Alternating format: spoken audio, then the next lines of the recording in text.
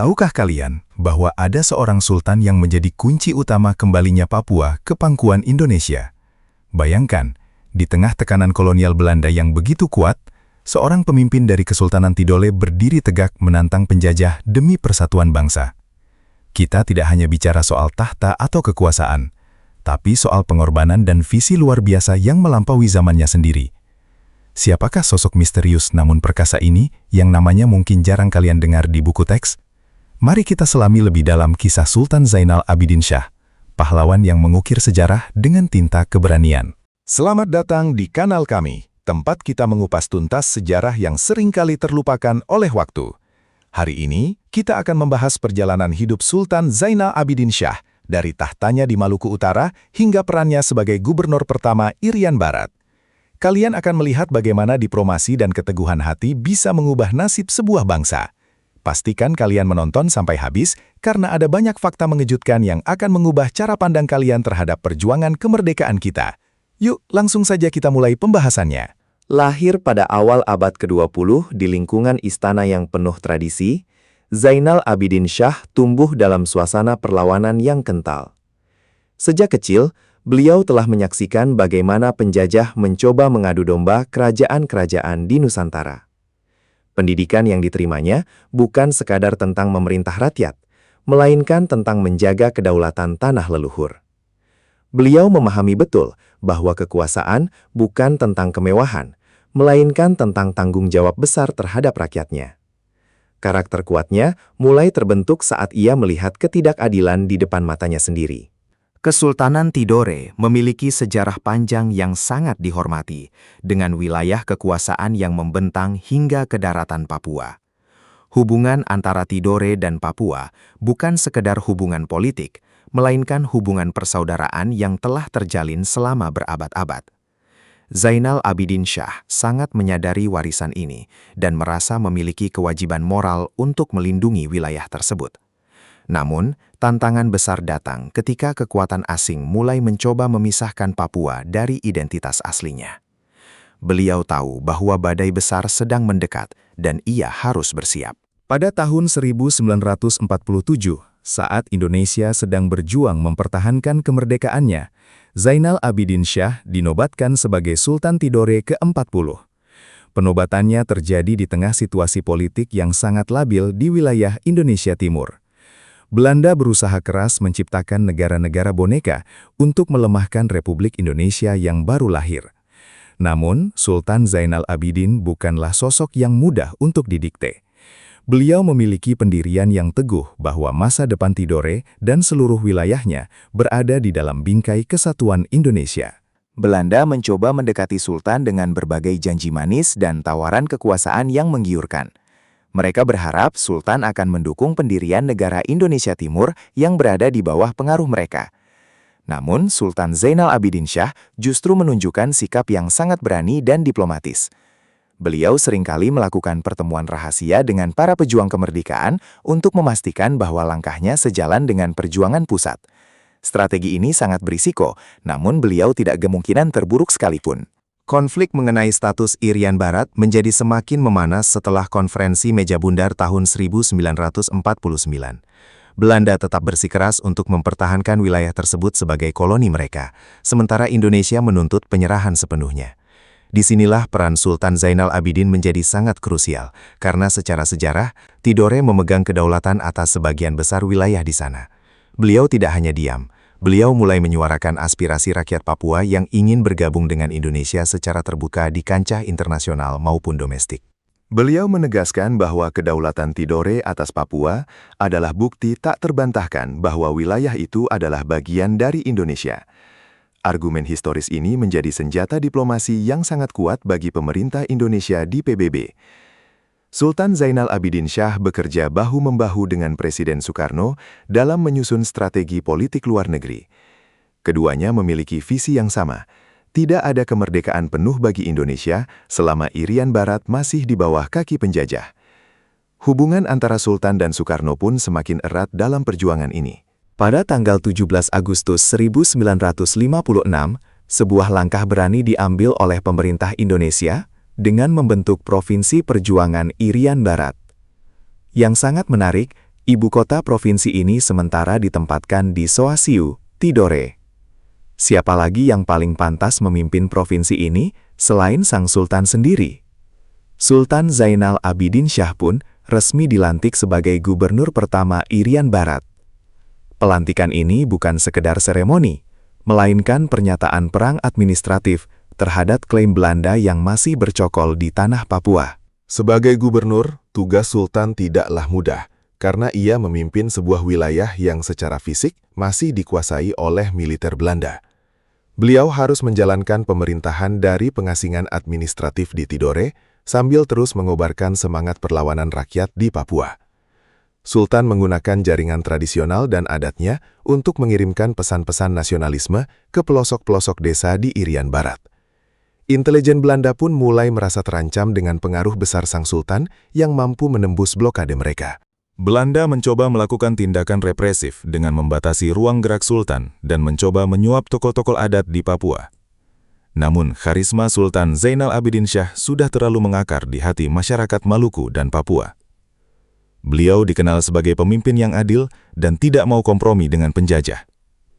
Keberaniannya menginspirasi banyak pemuda Papua untuk mulai melakukan gerakan-gerakan bawah tanah demi mendukung integrasi ke Indonesia. Beliau membuktikan bahwa senjata bukan satu-satunya cara untuk melawan, melainkan kesatuan hati rakyat. Ketegangan mencapai puncaknya pada awal tahun 1960-an ketika Indonesia mencanangkan Tri Komando Rakyat atau Trikora. Sultan Zainal Abidin Shah memberikan dukungan penuh terhadap operasi militer ini. Beliau menyediakan wilayah Tidore sebagai pangkalan logistik dan intelijen bagi pasukan Indonesia. Beliau bahkan ikut turun tangan langsung, memastikan bahwa para prajurit mendapatkan bantuan dari penduduk setempat. Bagi beliau, kembalinya Irian Barat adalah harga mati yang tidak bisa ditawar lagi, apapun resiko pribadinya. Selama masa jabatannya sebagai gubernur hingga tahun 1961, Sultan terus menunjukkan dedikasi yang luar biasa. Meskipun secara fisik ia berada di Tidore, pikirannya selalu tertuju pada kesejahteraan saudara-saudaranya di Irian Barat. Beliau merancang berbagai program pembangunan dan pendidikan yang akan segera dilaksanakan setelah wilayah tersebut benar-benar bebas. Sultan Zainal Abidin Shah adalah seorang visioner yang percaya bahwa kemerdekaan harus diikuti dengan kemajuan nyata bagi rakyat kecil, bukan hanya pergantian penguasa. Setelah masa jabatannya sebagai gubernur berakhir, perjuangannya tidak lantas berhenti. Beliau tetap menjadi penasihat penting bagi pemerintah Indonesia dalam urusan Irian Barat. Ketika akhirnya Irian Barat resmi kembali ke pangkuan Ibu Pertiwi melalui Pepera pada tahun 1969, Sultan menitikkan air mata haru. Perjuangannya selama berpuluh-puluh tahun akhirnya membuahkan hasil. Beliau melihat bendera merah putih berkibar di tanah Papua sebagai kemenangan atas sejarah panjang kedaulatan Kesultanan Tidore yang sah. Namun, tahukah kalian bahwa setelah semua jasanya, Sultan Zainal Abidin Shah hidup dalam kesederhanaan. Beliau tidak pernah meminta jabatan tinggi atau kekayaan sebagai imbalan atas perjuangannya. Bagi beliau, melihat Indonesia utuh dari Sabang sampai Merauke adalah anugerah terbesar. Beliau kembali fokus memimpin rakyatnya di Tidore dengan kearifan lokal yang kental. Sosoknya dihormati bukan karena hartanya, melainkan karena integritasnya yang tidak goyah oleh badai politik apapun. Zainal Abidin Shah wafat pada 4 Juli 1967 dan dimakamkan dengan penghormatan besar di Tidore. Meskipun fisiknya telah tiada, semangatnya tetap hidup di setiap jengkal tanah Maluku dan Papua. Banyak yang berpendapat bahwa tanpa keterlibatan aktif dari Kesultanan Tidore di bawah kepemimpinannya, argumen Indonesia atas Irian Barat akan jauh lebih lemah di mata dunia.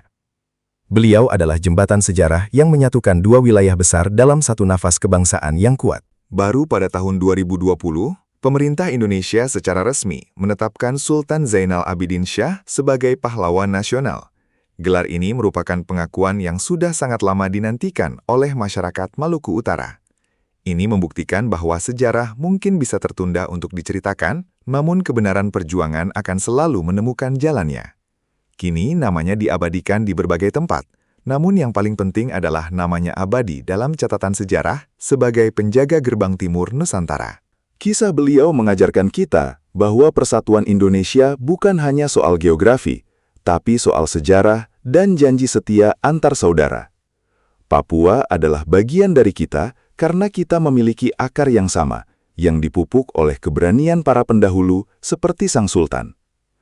Kita harus belajar dari cara beliau berdiplomasi dengan cerdas, namun tetap memiliki otot yang kuat saat kedaulatan dipertaruhkan. Sultan Zainal Abidin Syah adalah contoh nyata bahwa seorang pemimpin daerah bisa menjadi pahlawan bagi seluruh negeri. Mari kita lihat kembali bagaimana situasi Tidore di masa itu. Soasiu, yang menjadi pusat pemerintahan Provinsi Perjuangan, bukan sekadar kota kecil, melainkan simbol perlawanan. Di sana, para tokoh nasional berkumpul, merumuskan strategi sambil menikmati kopi dan keramah-tamahan masyarakat setempat. Sultan Zainal Abidin Syah selalu memastikan bahwa setiap tamu negara merasa aman dan didukung. Beliau menciptakan atmosfer di mana perjuangan terasa seperti sebuah kewajiban bersama, bukan beban individu. Ada sebuah cerita yang jarang diketahui, di mana Sultan pernah secara pribadi membiayai beberapa operasi pengiriman pamflet kemerdekaan ke Papua menggunakan dana pribadinya. Beliau tidak ingin bergantung sepenuhnya pada anggaran pusat, yang saat itu sangat terbatas karena perang. Keikhlasan seperti inilah yang membuat rakyat begitu mencintainya. Beliau memberikan segalanya, dari harta, takhta, hingga nyawa jika perlu, demi melihat merah putih berkibar tanpa gangguan di ufuk timur. Kepemimpinan Sultan juga sangat kental dengan nilai-nilai religius dan adat. Beliau selalu memulai setiap pertemuan penting dengan doa dan musyawarah yang melibatkan para tetua adat. Bagi beliau, restu dari leluhur dan Tuhan adalah kunci keberhasilan setiap perjuangan. Hal ini membuat dukungannya terhadap Indonesia bukan sekadar dukungan politik sekuler, melainkan sebuah amanah suci. Inilah yang membuat perjuangannya memiliki kedalaman spiritual yang sangat dihormati oleh rakyat Papua yang sangat religius. Saat ini, jika kalian berkunjung ke Tidore, kalian masih bisa merasakan aura kepemimpinan beliau di Keraton Tidore yang megah. Benda-benda peninggalannya masih tersimpan rapi, menceritakan bisu tentang masa-masa sulit saat ia harus berhadapan dengan meriam-meriam Belanda. Setiap sudut keraton seolah membisikkan pesan tentang keteguhan hati.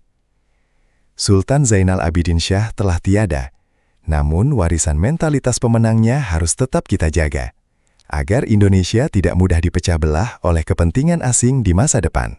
Penting bagi kita generasi muda untuk tidak melupakan bahwa Indonesia yang luas ini tidak terbentuk dengan sendirinya.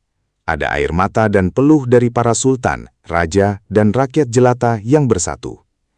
Sultan Zainal Abidin Syah membuktikan bahwa identitas kedaerahan tidaklah bertentangan dengan identitas nasional. Justru, kekuatan lokal yang kuatlah yang menjadi pilar penyangga Indonesia yang kokoh. Kita harus bangga memiliki pahlawan yang memiliki cakrawala berpikir seluas Samudra Pasifik. Satu pelajaran penting dari Sultan adalah tentang kesabaran dalam berjuang. Beliau menunggu bertahun-tahun, melewati berbagai periode pemerintahan, dari pendudukan Jepang hingga kemerdekaan, untuk melihat tujuannya tercapai. Beliau tidak pernah menyerah meskipun hasilnya tidak terlihat dalam semalam. Konsistensi inilah yang sering kali hilang di zaman sekarang yang serba instan. Mari kita ambil semangat pantang mundur dari Sang Sultan untuk menghadapi tantangan hidup kita masing-masing. Sebagai penutup bagian sejarah ini, mari kita ingat kembali kata-kata beliau yang sering ditekankan kepada rakyatnya, bahwa kita semua adalah saudara di bawah matahari yang sama. Semangat inklusivitas ini sangat relevan untuk menjaga keutuhan NKRI saat ini. Sultan Zainal Abidin Syah bukan hanya milik rakyat Tidore atau Papua saja, tapi milik seluruh bangsa Indonesia. Mari kita jadikan kisahnya sebagai inspirasi untuk terus mencintai tanah air ini dengan cara yang paling tulus dan berani. Jika kalian tertarik untuk belajar lebih lanjut tentang sejarah Kesultanan Tidore dan hubungannya dengan Papua, ada banyak literatur yang bisa kalian eksplorasi. Mengetahui sejarah adalah cara terbaik untuk mencintai masa depan. Sultan Zainal Abidin Syah hanyalah satu dari sekian banyak pahlawan kita yang luar biasa. Masih banyak mutiara-mutiara sejarah lainnya yang belum kita gali bersama. Jadi, tetaplah penasaran dan teruslah belajar tentang jati diri bangsa kita yang besar ini. Terima kasih sudah mengikuti perjalanan epik ini. Kisah Sultan Zainal Abidin Syah mengingatkan kita bahwa keberanian sejati adalah ketika kita berani berdiri untuk kebenaran, meskipun sendirian. Namun beliau tidak pernah sendirian. karena ia membawa harapan jutaan orang di pundaknya. Semoga video ini bermanfaat dan menambah wawasan kalian tentang pahlawan nasional kita yang hebat ini. Jangan biarkan api semangat perjuangannya padam begitu saja dimakan zaman. Jangan lupa untuk membagikan video ini kepada teman-teman atau keluarga kalian agar semakin banyak yang mengenal sosok Sultan Zainal Abidin Shah. Dengan menyebarkan kisah ini, kalian juga ikut berkontribusi dalam menjaga sejarah bangsa. Apa pendapat kalian tentang perjuangan beliau? Apakah ada fakta lain yang kalian ketahui yang belum saya sebutkan di video ini? Silahkan tulis pendapat dan pengetahuan kalian di kolom komentar di bawah ya. Dukungan kalian sangat berarti bagi kami untuk terus menyajikan konten sejarah berkualitas seperti ini. Setiap like dan share yang kalian berikan membantu kanal ini tumbuh dan menjangkau lebih banyak orang. Mari kita jadikan media sosial sebagai tempat untuk berbagi ilmu dan inspirasi yang positif. Tetap jaga persatuan, tetap jaga Indonesia, dan selalu hargai jasa para pahlawan kita. Sampai jumpa di kisah heroik selanjutnya yang tidak kalah menarik. Sekali lagi, terima kasih banyak sudah menonton. Ingat, bangsa yang besar adalah bangsa yang menghargai jasa pahlawannya. Jangan lupa like and subscribe untuk update seru lainnya. Aktifkan juga lonceng notifikasinya supaya kalian tidak ketinggalan video-video terbaru dari kami. Sampai jumpa di video berikutnya dan salam sejarah. Merdeka!